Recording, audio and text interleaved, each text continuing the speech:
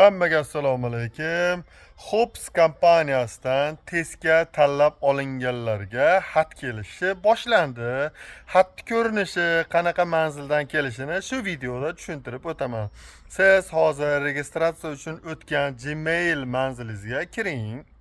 Ya'ni Gmail pochtangizga kirganingizda language test degandan xat kelgan bo'lishi kerak. Agar sizga hozir xat kelmagan bo'lsa, shoshilmay kutib turing. Hops kompaniyasi 1, 2, 3-larda уже jo'natishni boshladi-da. Demoqchiman, bugun kelmagan bo'lsa bo'ldi, kelmadi emas.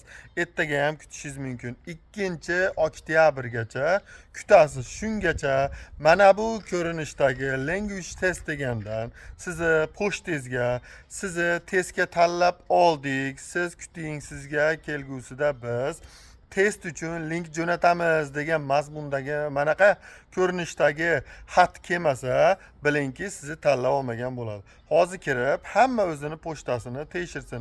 Bu videoni kutib o'tirgan do'stlarga jo'natib qo'yinglar.